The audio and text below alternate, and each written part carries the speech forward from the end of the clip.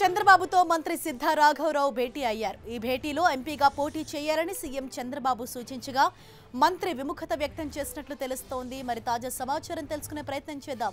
మా ప్రతినిధి రవిచంద్ మనకు అందుబాటులో ఉన్నారు.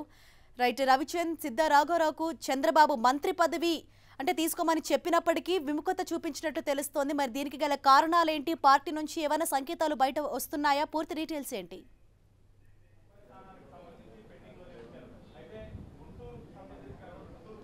మంత్రి సిద్ధా రాఘవరావు కొద్దిసేపటి క్రితం ముఖ్యమంత్రి చంద్రబాబుతో సమావేశమయ్యారు. చంద్రబాబు ప్రత్యేకంగా మంత్రిని పిలిపించారు. ఎందుకంటే గత 2 రోజుల నుంచి కూడా ఒంగోలు పార్లమెంటు బరిలో సిద్ధా రాఘవరావు అందించాలని పార్టీ అధిష్టానం వర్గం ఒక సంకేతాలు అయితే పంపించింది. ఈ నేపథ్యంలో కాన్స్టిట్యున్సీలో ప్రజలందరూ కూడా, కార్యకర్తలంతా కూడా ఆయన ఎట్టి పరిస్థితిలో దర్శి అసెంబ్లీ నియోజకవర్గం వదిలి వెళ్ళవద్దు, మమ్మల్ని వదిలి వెళ్ళొద్దని ఆయన్ని కొద్దిగా ఇబ్బందికరమైన పరిస్థితులు అయితే సృష్టించారు. ఈ నేపథ్యంలో చంద్రబాబు ఆయనతో ప్రత్యేకంగా సమావేశమయ్యారు. పార్టీలో ఇప్పుడు మాగుంట ఏదైతే శ్రీనివాసరెడ్డి పార్టీని వీడారు. ఇప్పుడు వరకు ఎంపీ క్యాండిడేట్గా ఆయన అనుకున్నారు.